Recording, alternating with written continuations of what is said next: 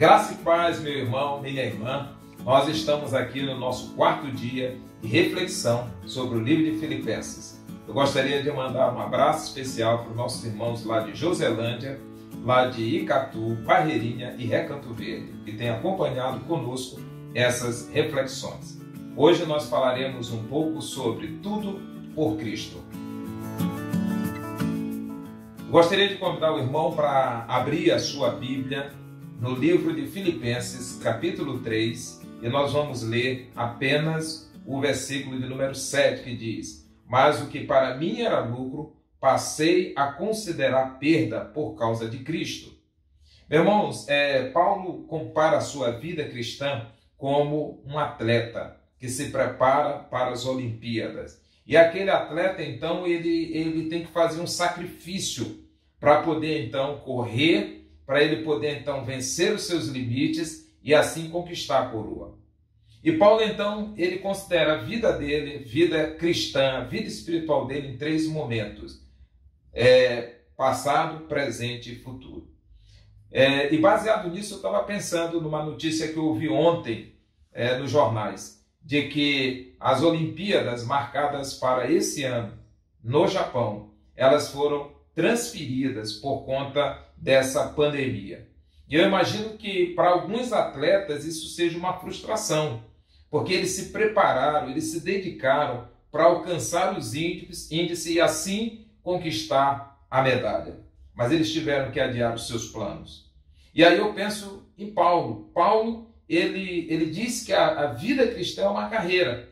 Só que os atletas desse mundo, eles correm atrás de uma coroa corruptível, enquanto nós corremos atrás de uma coroa incorruptível. Por que corruptível? Porque na época de Paulo, a coroa que os atletas conseguiam era feita de uma folha, de um louro, e aquilo ali, com o tempo, perdia valor. E aquilo que Paulo queria alcançar era algo que tinha um valor incorruptível, ou seja, aquilo que não seria destruído pelo tempo.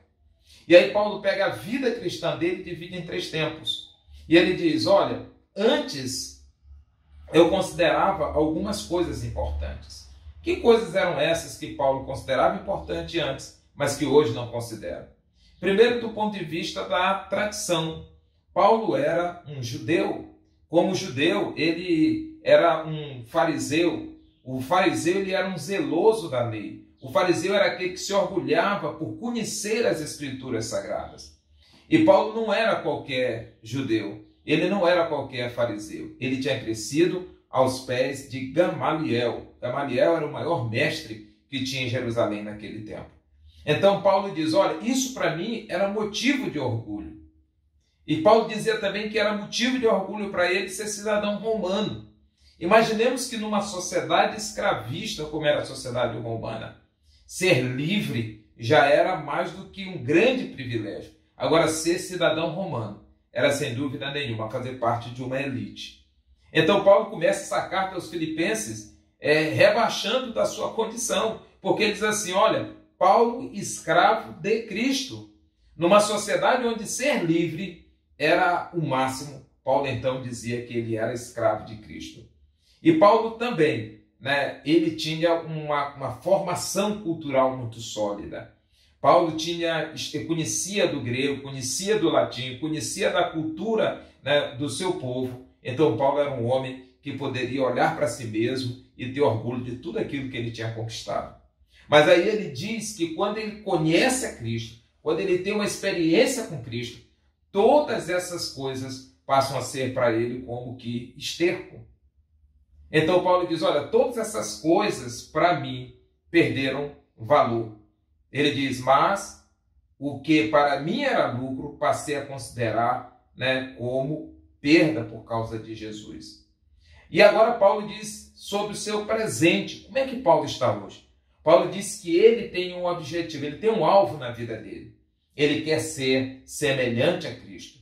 Ele quer ser semelhante a Cristo na sua vida. Ele quer ser semelhante a Cristo também na sua morte, para que ele possa ser semelhante a Cristo na sua ressurreição.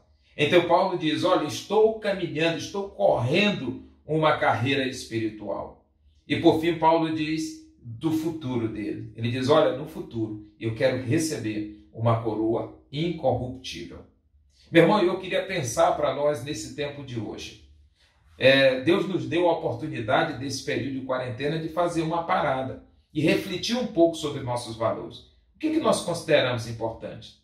A tradição, a cultura, os valores que nós temos no tempo presente ou a nossa vida espiritual? Talvez você esteja vendo essa quarentena como uma perda, mas se você parar para pensar, Deus está lhe dando uma grande oportunidade de rever os seus valores e os seus princípios. Para mim, essa quarentena tem sido muito boa.